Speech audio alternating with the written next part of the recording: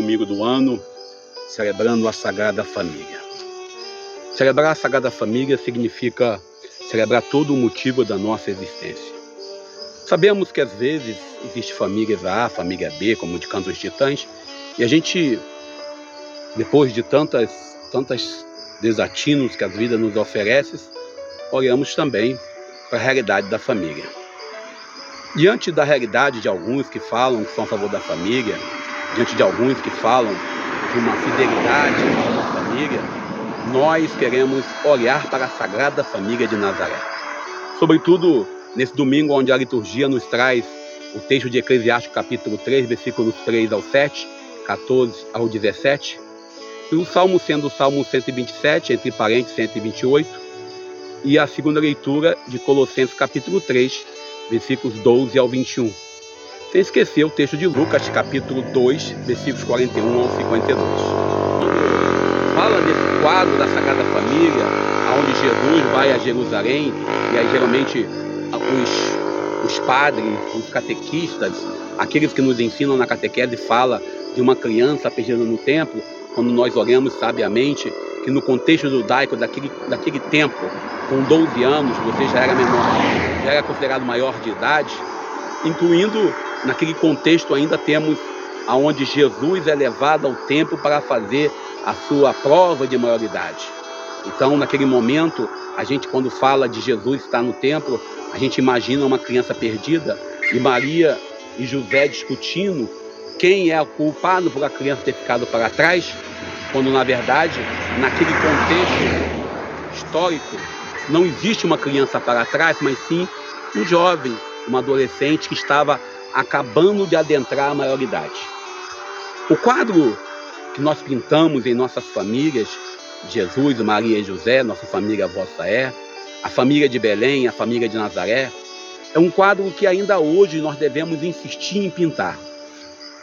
Nós, homens e mulheres, nesse contexto desse tempo, onde temos cada vez mais a necessidade de configurar a missão do Pai como protetor, como guardião.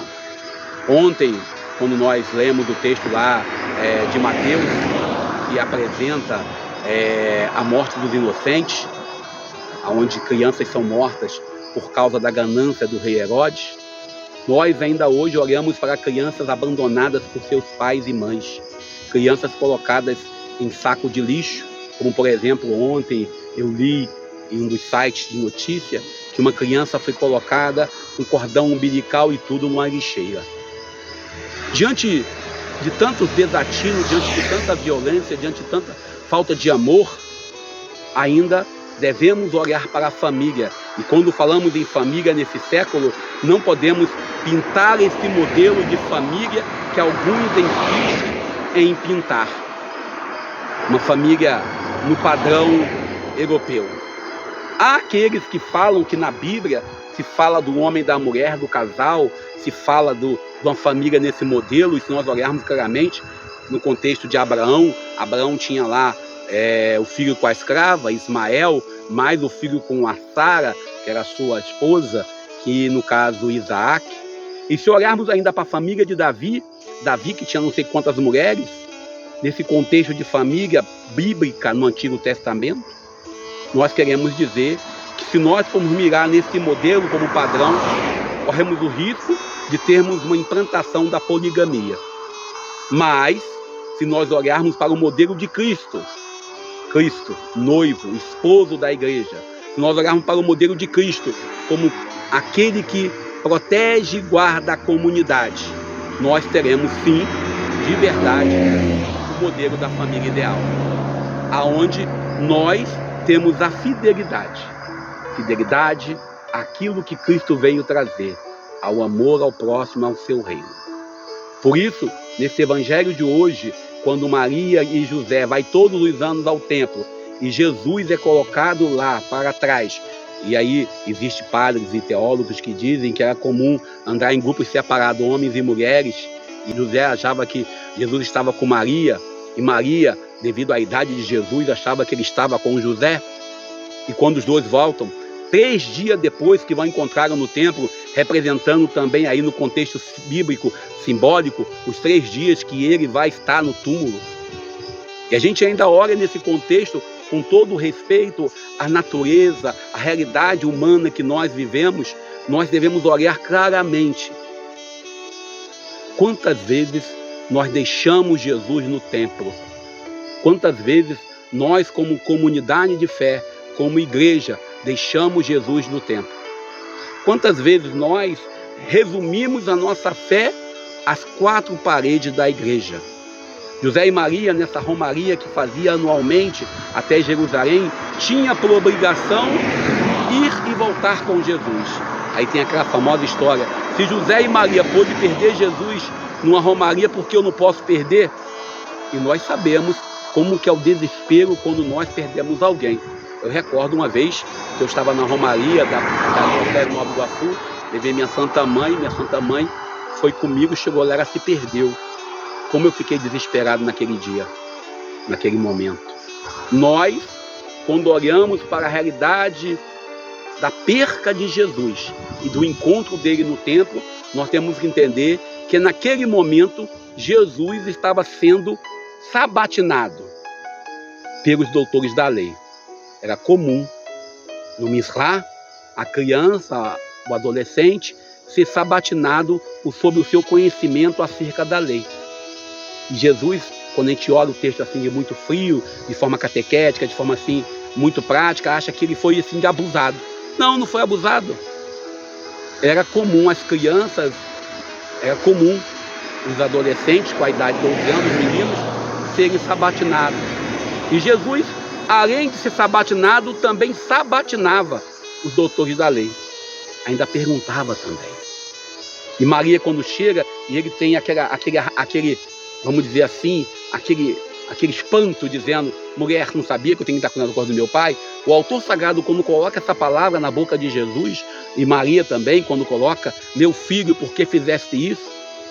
Quando coloca essas palavras, ele coloca no sentido de dizer bem claro qual era a natureza de Jesus, qual era a sua missão, a missão primeira. Talvez nós, em nossas famílias, não percebamos o quanto nós valorizamos a fé, aonde nós estamos colocando a vontade de Deus, quando nós estamos formando, estamos educando nossos filhos. Uma criança xinga um palavrão, nós achamos bonito, contamos piada e rimos. Nós até incentivamos às vezes, porque achamos engraçadinho. Uma criança faz uma arte que talvez não represente perigo no contexto, nós achamos isso bonito. O Evangelho de hoje questiona a nossa capacidade de sermos família. Famílias que permanecem unidas até quando perdemos Jesus. Muitas das vezes, quando perdemos um pai, uma mãe, um amigo, um familiar querido, nós perdemos a fé. Jesus é deixado no templo, mas também é no templo em que ele é encontrado. O Evangelho de hoje ainda, quando fala da Sagrada Família, pinta esse modelo. Jesus, Maria e José.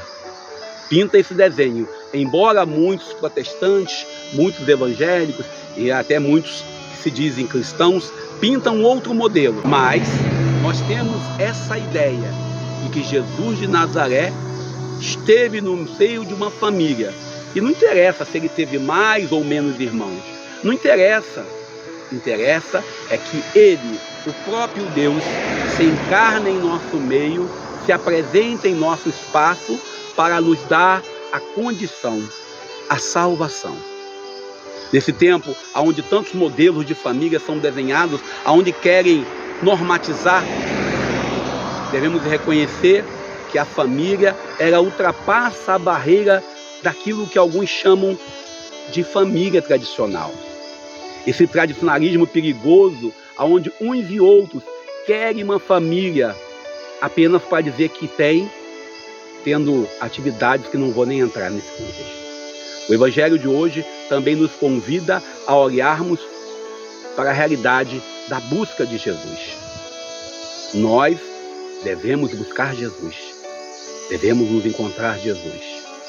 O Evangelho de hoje ainda nos pede para termos fidelidade ao Evangelho.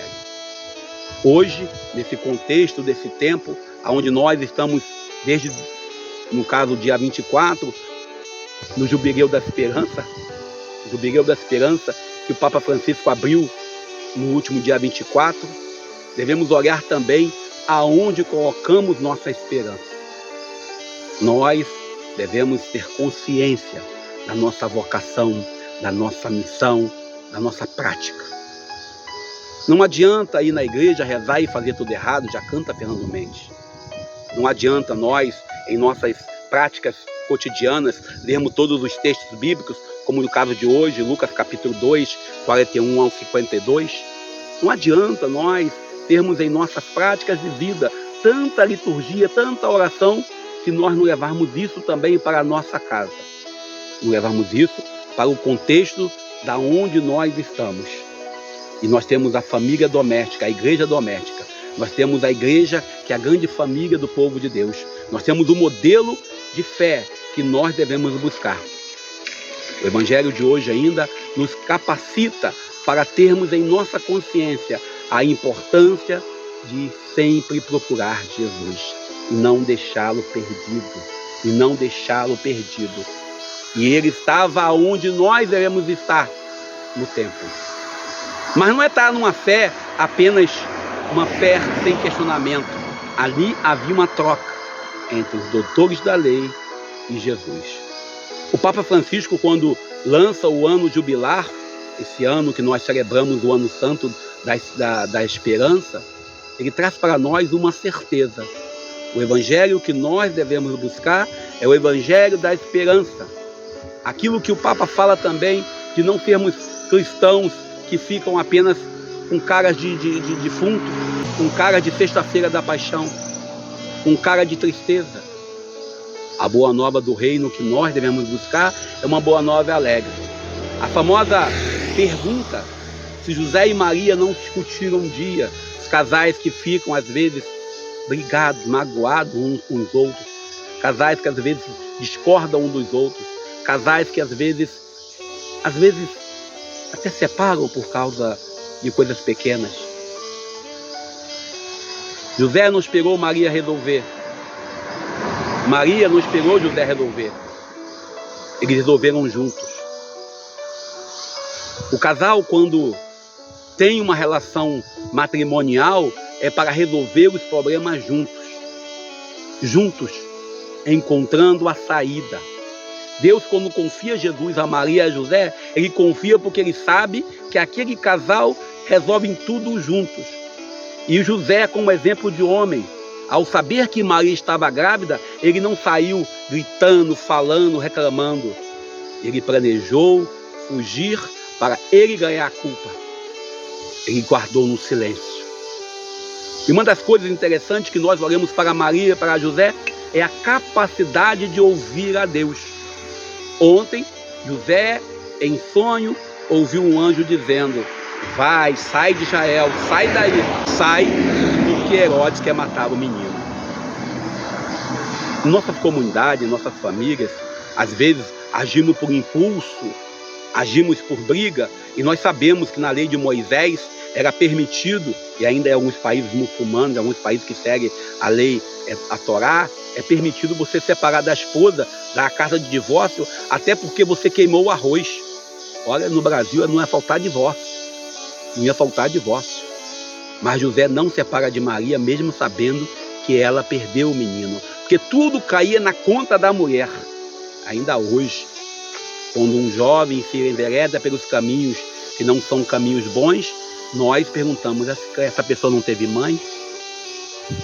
O evangelho de hoje mostra um casal unido, com um problema sério. O seu filho está desaparecido.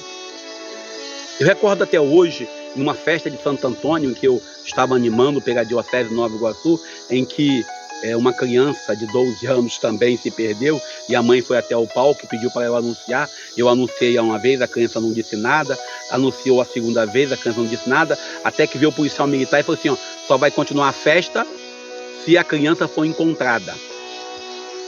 Aí eu parei a festa, anunciei, a criança levantou lá de trás: ei, tô aqui, mãe.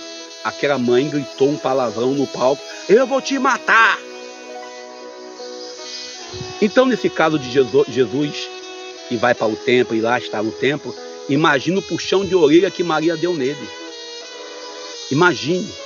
Ah, mas ele era Deus, o evangelista. Nós temos a narração bíblica, temos a narração aí, a narração a partir da realidade do autor sagrado, de forma romântica, inclusive, dizendo que Jesus e foi encontrado, e dizendo que Maria e José voltaram 3 dias. Tu acha que eles foram conversando? Será que Maria e José não ficaram? A culpa é de quem? E às vezes nós, homens e mulheres, às vezes os casais de hoje ficam tentando achar um culpado. Eu dizia isso ontem numa conversa na hora do almoço. As relações conjugais, não devemos achar o culpado. O homem tenta culpar a mulher por não ter feito a comida no horário. Ou a mulher tenta culpar o homem por não ter chego no horário, uma visão muito conservadora. A mulher briga com o homem porque deixa a toalha em cima da cama, toalha molhada. O homem questiona a mulher porque ele deixou aquele monte de produto em cima da pia do banheiro, aonde ele vai fazer a barba. E às vezes nós brigamos como um casal, eu falo isso para os casados, por causa de tanta coisa boba. E no final da história, de que valeu isso? Deus nos abençoe e nos ajude para que possamos, a exemplo da Sagrada Família, encontrar a solução e aprendermos a guardar o silêncio que é sagrado, o silêncio que nos faz bem. Eu fico por aqui, peço a Deus nos abençoe para que possamos continuar sendo família em nossas comunidades, em nossas famílias domésticas, também em nossa sociedade. Deus sempre esteja a nosso favor para que possamos servir uns aos outros. Eu sou Daniel Nonato. Fiquemos com Deus, que é Pai, Filho e Espírito Santo.